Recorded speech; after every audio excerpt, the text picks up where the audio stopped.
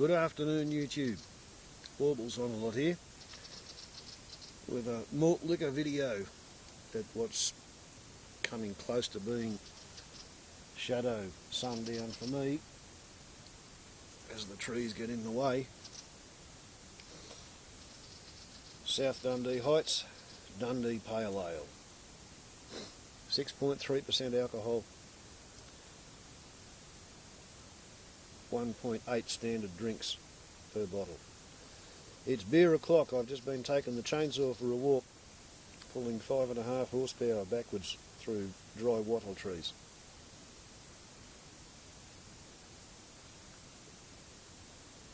And I thought I'd have a beer and a puff on the pipe and consider the plight of all those people who are in Asian prisons looking at stripy sunlight. Sorry about the little bit of a rhyme there, but I am a poet.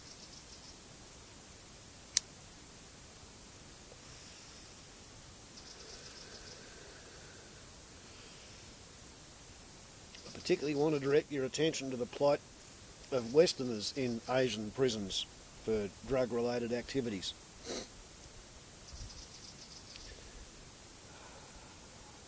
The fact is that a lot of Asian countries have much stronger and stricter laws regarding illegal or recreational drugs than a lot of Western countries. And it's a strange thing, but Indonesia, for example, which used to be a Dutch colony for 350 years, Indonesia has probably the strictest laws against cannabis of any of the countries in Southeast Asia. And in Holland you can buy cannabis and smoke it in the coffee shops in Amsterdam. So you might say that the Indonesian judicial bureaucratic gestalt establishes its not Dutchness by hammering Westerners who are in their judicial system for drug-related activities. The Malaysians, the Singaporeans, the Thais, the Vietnamese, the Cambodians, they're all pretty strict on foreigners using drugs.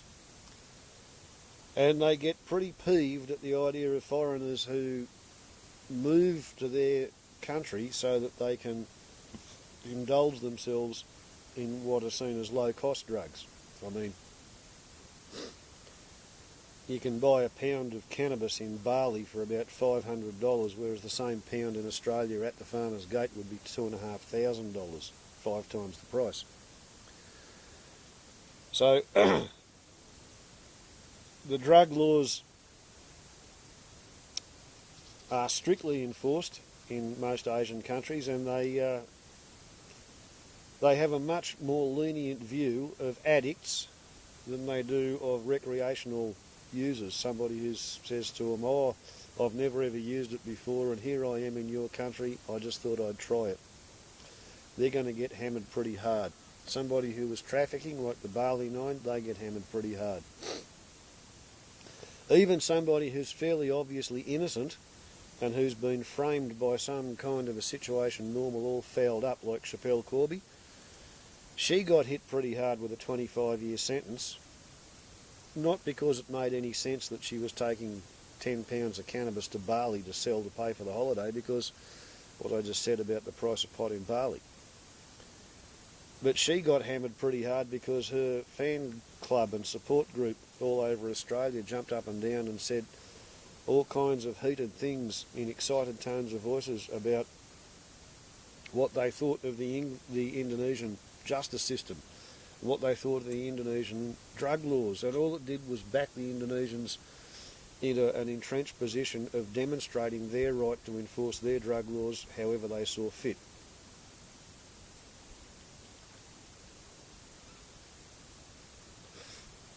It wasn't really until about 5 years ago when the story began to circulate in Australia that there had been a crooked gang of cargo handlers at Sydney Airport who were importing $2 million worth of cocaine the same day that Chappelle Corby was flying out of Sydney to go to Bali.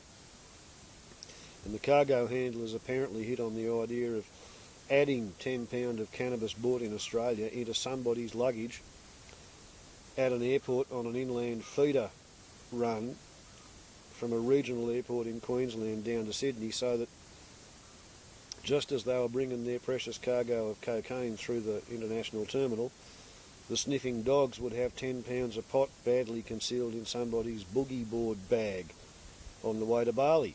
And they figured that, she'll be in Australia and she won't have any trouble, or whoever it is will be in Australia and won't have any trouble proving that it's not theirs, and it'll go down to the mysteries of airline cargo handling. Well, the drug-sniffing dog was chasing a rat up a drain pipe, barking at a possum in a gum tree, eating a can of dog food or doing some other thing. Didn't notice the £10 of pot in the boogie board bag. So poor old Chappelle Corby, I think she was 27 or 28 years old, steps off the plane in Bali and confidently goes to claim her baggage, and there was £10 of pot in there.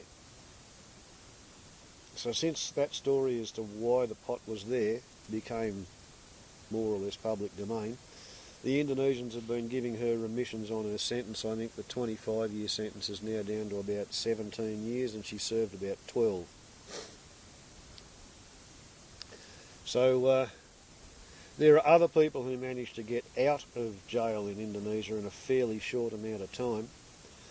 One category are the celebrities who get one of their travelling companions to admit to ownership of whatever drugs are in question, and that involves basically paying the travelling companion to go to jail so the celebrity can be let out of Indonesia. That requires a fair amount of money, and you have to have a high-priced Indonesian lawyer, and you have to give the lawyer money so that it can be distributed to various, police benevolent funds, judicial retirement collections or whatever.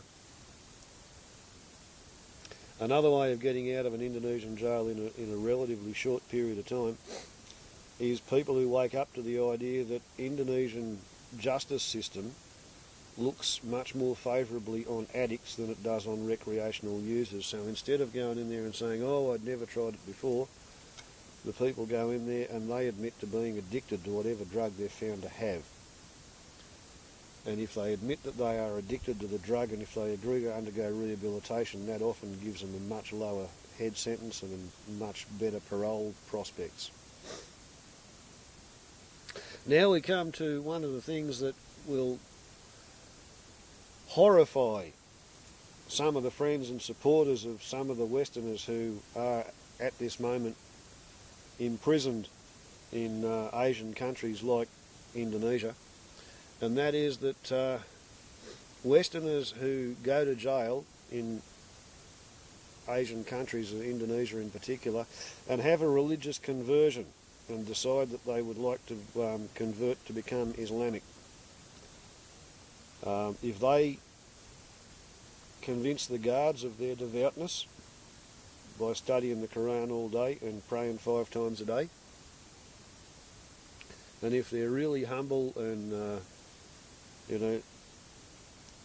work very hard at demonstrating that they have become a transformed soul, that sort of percolates up to the prison administration, which goes to the Justice Department, and it softens all of the paths and it allows them out of jail a lot faster.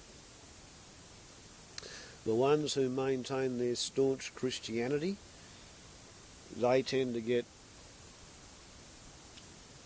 not as well treated as the ones who convert, but they are respected because they've got a monotheistic God theory.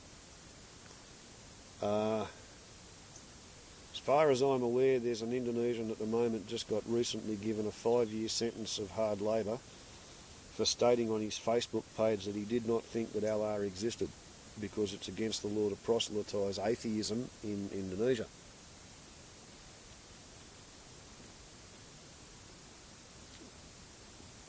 So, from what I've noticed, sitting here in Australia for 52 years, listening to the news media relate the stories of the endless stream of hairdressers and telephone sanitisers and football teams and ballet dancers or whatever they are, who decide that they're going to go to Indonesia, to Bali, to celebrate this, that or the other event. And while they're half drunk in a nightclub, somebody invites them outside and offers to sell them a small, tiny little amount of this, that or the other recreational drug that they didn't dare to bring in because of all of the signs at the airport. And while they're drunk and befuddled, they agree to buying it, and before generally they get finished with consuming the drug, like as in the case of a fella who was recently announced to have been arrested, smoking one joint of cannabis with another joint already rolled up and enough to make a third joint, maybe a fourth as well. They don't even finish using half the drugs they've purchased, before the police roll up. And if you look at the number of Australians who get busted every year and the number of tourists from various nationalities who go to Indonesia every year, my guess is that they must have a special squad, Western tourist narcotic officers, and these Western tourist narcotic officers probably bust one Westerner per week, maybe one a fortnight, definitely more than one a month. And when these people get busted, they're faced with a jail system that's somewhere between Midnight Express and Papillon. So, we're talking Turkey in the 60s versus colonial French Îles de Salut in the 30s and 40s. It's the sort of jail situation where the authorities will provide just barely enough, maybe perhaps, for an individual prisoner to survive in theory using, a textbook to calculate the calories. But if they want better treatment, they can pay for it. So a prisoner in jail in Indonesia, a Westerner, is looking at, it's a shit sandwich. The more bread they have, the less shit they got to eat. Usually it seems to consume at least the family home back in Australia when somebody's, teenager or 20-something-year-old kid goes to Bali on a clap-catching expedition and gets slung in jail for smoking a joint. To get them back out, you get to sell the family home. One of their siblings or parents gets to go and live beside the prison and run errands for them and support them, like Schapelle Corby's sister lives in Bali, looking after Schapelle in jail. And the worst thing that any alleged support group can do is irritate the Indonesian authorities, because they are very fragile. They are proudly demonstrating that they are running their country their way. And let's face it, Indonesia got rid of the Dutch a whole lot more viciously and elegantly than the Vietnamese got rid of the French and the Americans. It didn't take the Indonesians a 10,000-day war after World War II to get rid of their colonial occupiers who wanted to come back at the end of World War II. During the 1960s in Indonesia there was some worries about communism, so they had themselves a series of midnight events where all the communists were chopped up with machetes. It's not the sort of place that tolerates gladly anybody who comes in and alleges superiority due to cultural factors emanating from high energy cultures in Europe. It pisses them off.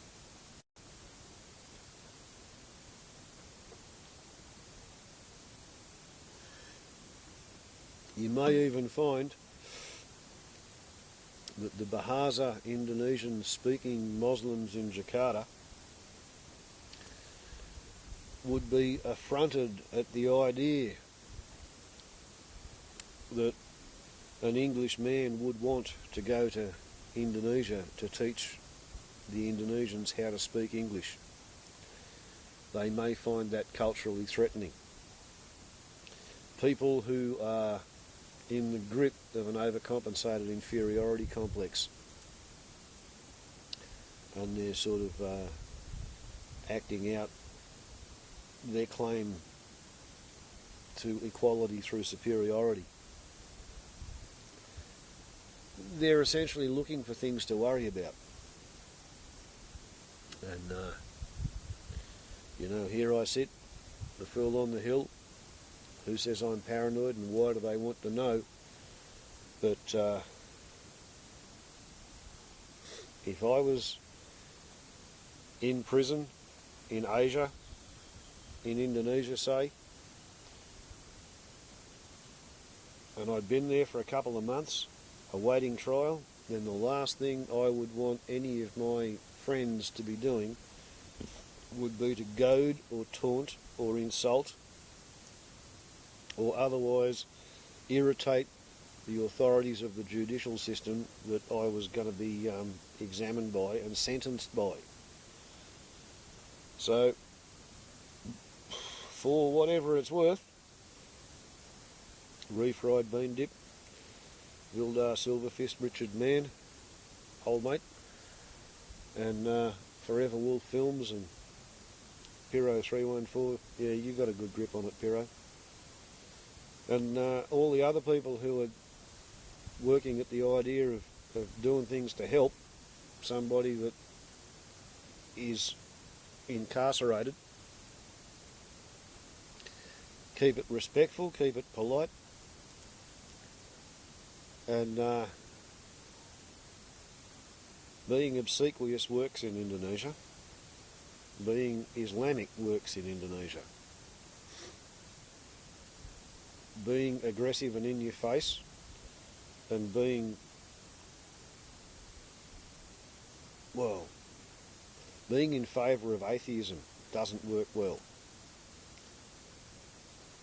in countries that have imams sitting as judges. So, Warbles on a lot to YouTube. A few thoughts from the fool on the hill. Pay attention or not.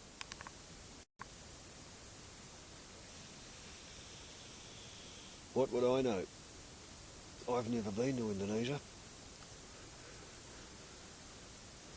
I like to smoke unmolested. Ciao.